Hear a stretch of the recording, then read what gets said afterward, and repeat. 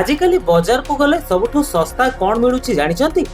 हाँ, लाल लाल टमाटर। किंतु कौन आपण जानिचंती? एई सस्ता टमाटो आपणको शरीर पई कोनोसी महंगा औषध ठारू कम नुह। एथिरे थिबा विटामिन एवं एंटीऑक्सीडेंट आपणको अनेक बड़ बड़ रोगरु रक्षा करि पारे। आसंतु आज जानिबा एई चमत्कारी फळर अद्भुत फायदा विषय रे, जहा आपणको जीवन बदलै दबा। प्रकृति आमको सबु ऋतुरे किछि ना किछि अमूल्य उपहार देथाय। आउ वर्तमान समय हेउछि ए लाल टुकुटुकु टमाटर। बाजार रे एबे जुआडे देखिबे केवल ताजा एवं सस्ता टमाटो देखिबाकु मिलुछि। किंतु आमे प्रायतः सस्तारे मिलुथिबा जिनिसर मूल्य सहजरे बुझी पारु नथाउ।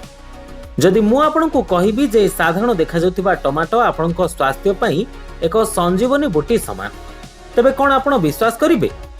आज ये यात्रा रे आसंतु जानिबा टमाटर से अदृश्य शक्ति विषय रे, जहा आम जीवन को सुस्थ एवं सुंदर करि परिबा।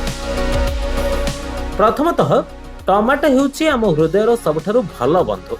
एथिरे प्रचुर परिमाण रे लाइकोपिन नामक एक शक्तिशाली एंटीऑक्सीडेंट रहिछि, जहा एहाकु एते सुंदर लाल रंग देइथाय।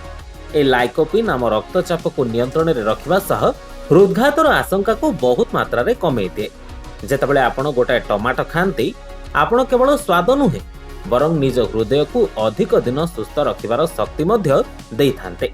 प्रतिदिन आपणको खाद्य रे टमाटो शामिल करिबा माने निजर आ निज परिवार स्वास्थ्य प्रति एक सुंदर एवं दायित्ववान पदक्षेप नबा। द्वितीय रे आजिकालीर दूषित परिवेश रे निज त्वचा को सुंदर एवं निरोग रखिबा बड़ कष्टकर ही पड़िছে। किंतु टमाटो रे थिबा विटामिन सी एवं पोटासियम आपणको त्वचा रे एक प्राकृतिक चमक आनी थाए। यह केवल बाहरु नुहे बरं भीतरु मध्य हमर रोग प्रतिरोधक शक्ति बा इम्यूनिटी सिस्टम को मजबूत करि थाए। शरीर को विभिन्न वायरल इन्फेक्शन रु रक्षा करिबा पई यह एक प्राकृतिक कवच परि काम करे।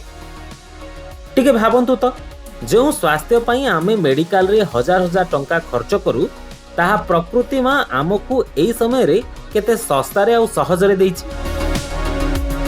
तबे दर्शक बंधु, आम जीवन रे छोट छोट कथा रे ही बड़ खुशी आ उत्तम स्वास्थ्य लुचि रही थाए। वर्तमान जेहेतु टमाटर ऋतु चलीछि आ यह प्रचुर मात्रा रे मिलुछि, एहाकु आदौ उपेक्षा करंतुनी। प्रकृतिर ई अमूल्य आशीर्वाद को आदरर सह आपणांतु। निज रोषेई घरे टमाटर व्यवहार बढ़ांतु। सालाड हो बा चटनी, जूस हो बा तरकारी, सबुथिरे एहार उपयोग करंतु एवं पिलामानंको मध्य खाइबाकु दियंतु।